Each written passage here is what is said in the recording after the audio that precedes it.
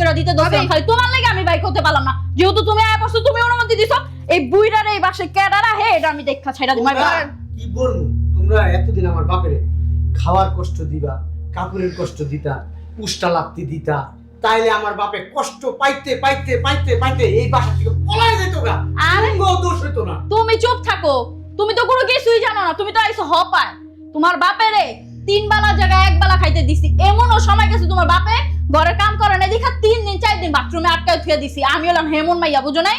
আমারে চিনো আমি কোন জাত? হ্যাঁ, এই বুইড়ার সেবা যত্ন করতে করতে আমার মানে শরীর একটা পুরো বিষয় হয়ে গেছে গা।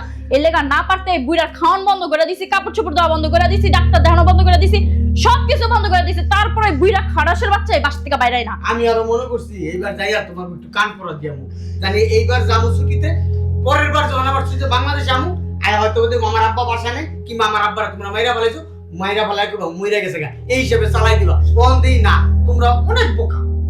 তুমি ঠিকই কইছো, আসলেই আমরা বোকা।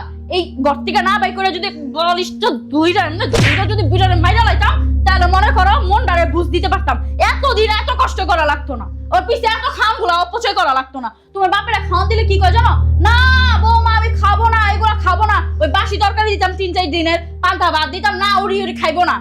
জমিদারের বাচ্চা আয়া পড়ছে, আবার কান্দে নাটক।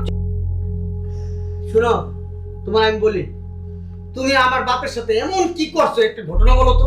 শুনবেন ওনার সাথে যে কি করছি? হ্যাঁ। একদিন ঘর মুছতাছিল উনি, তারপর আমার পায়ের মধ্যে একটু ময়লা পানি রাখছে, আমি জুতাটা খুলে টাস টাস করে গালের মধ্যে দিছি। চমৎকার চমৎকার, বাহ! এগুলো আমি শিখাই দিছি, বুঝো নাই? নাই তো এই বুইড়ার বাচ্চা না কোনো হইব না, গিনপি হইব না। শোনো, তুমি শিখাই দিছো না? হ্যাঁ।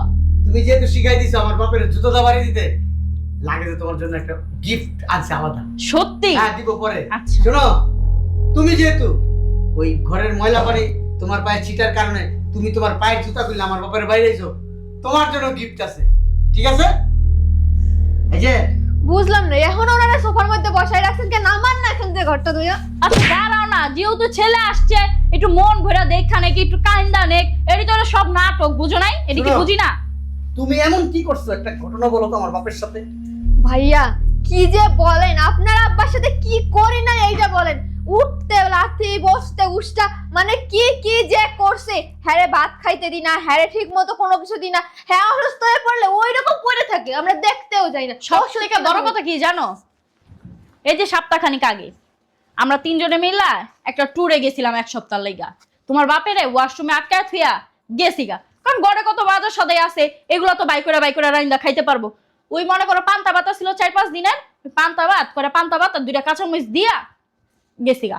টয়লেটের ভিতরে পান্তা ভাত কাঁচামরিচ দিয়ে গেছো গা, বাহ! চমৎকার চমৎকার, আমি অনেক